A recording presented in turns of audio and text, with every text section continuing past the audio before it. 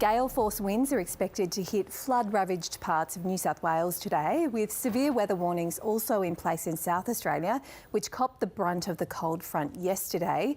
Thousands of properties are still without power across SA, storms carving a path of destruction, whipping up dust storms and causing tidal surges. And although it has delivered some much-needed rain, the wild weather appears to have been more of a hindrance for some drought-stricken farmers. Rachel Merritt is in Adelaide for us this morning, while Chloe Kimicki is in Port Macquarie. Good morning to you both.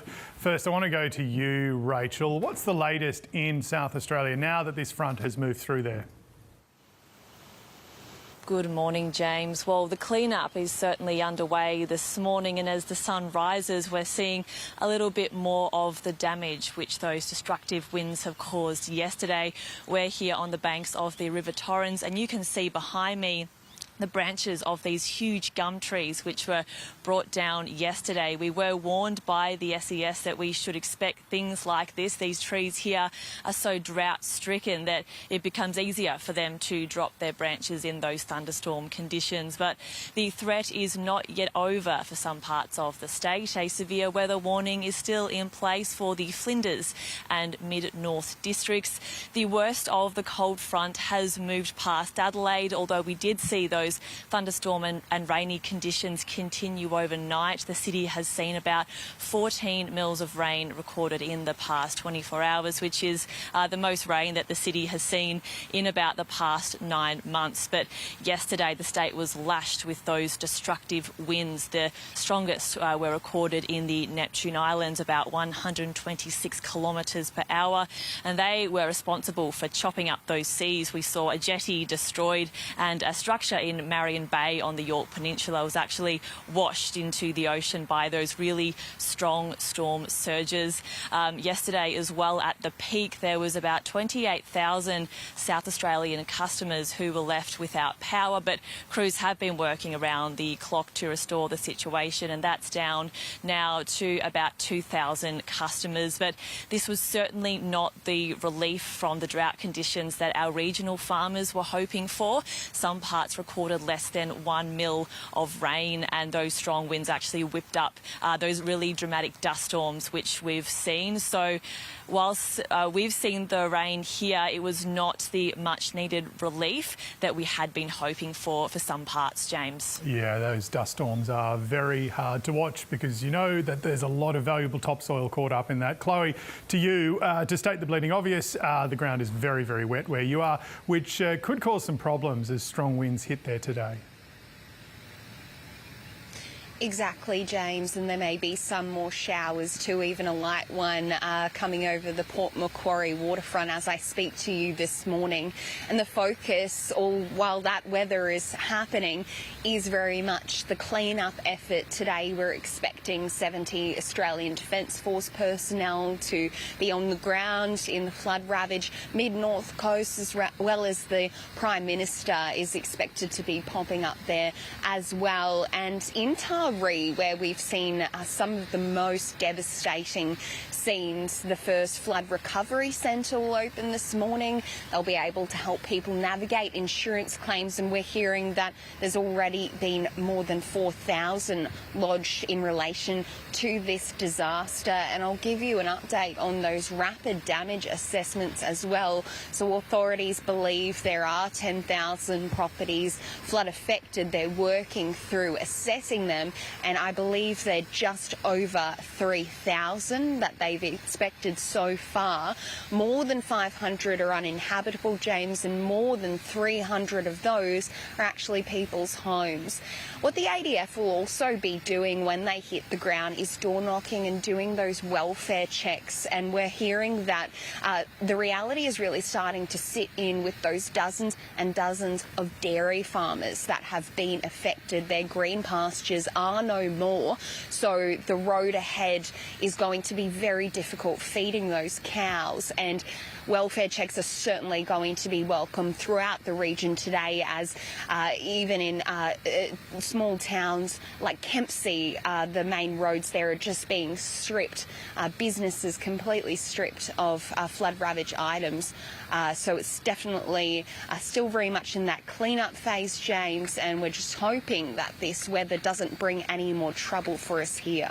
Yeah, fingers crossed. All right, Chloe and Rachel, thank you for that. Not being treated as terrorism. That's the message from British authorities investigating after a car ploughed into crowds after Liverpool's victory parade. Dozens of people were injured in the incident, with a 53-year-old man arrested at the scene. Authorities have provided an update in just the past few minutes. Sadly, at 6 o'clock this evening, as the parade was drawing to a close, we received reports that a car had been in a collision with a number of pedestrians on Water Street in Liverpool city centre. A number of people have been injured and were taken to hospital. In addition, a large number of people of all ages were treated at the scene but did not require hospital treatment. Specialist officers have been put in place to support the injured and their families.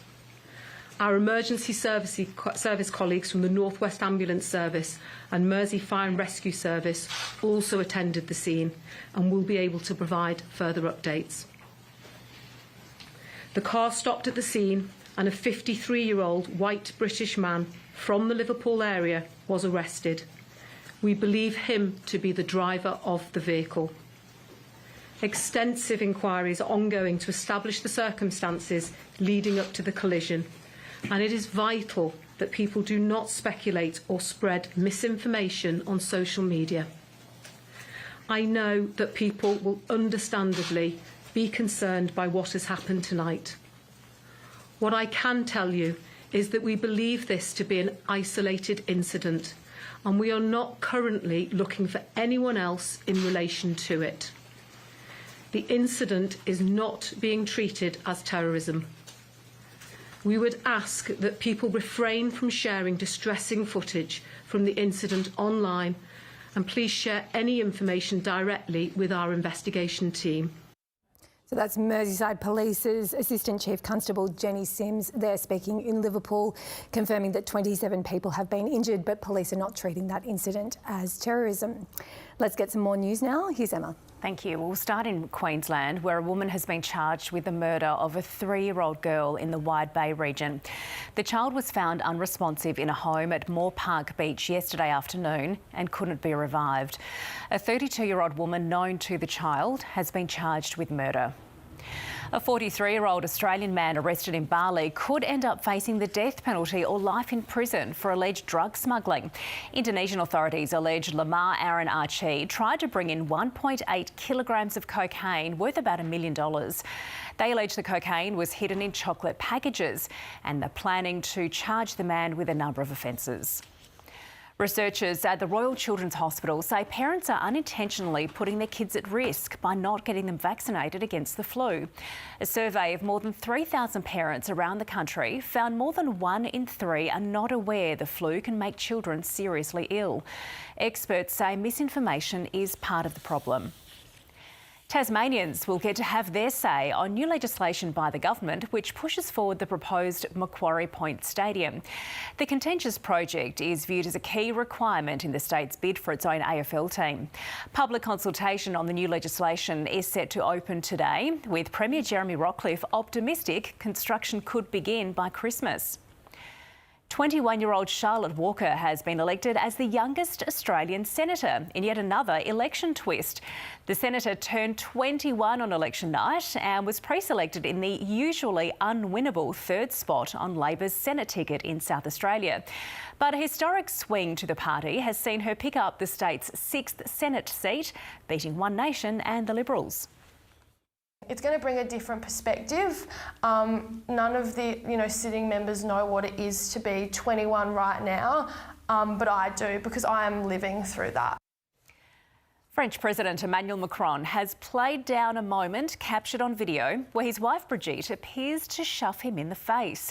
They had just arrived in Vietnam to begin a tour of the region, and the video shows Mrs Macron's hand pushing her husband's face as they're about to disembark the plane. The president says he was joking around with his wife and denies it was a domestic dispute.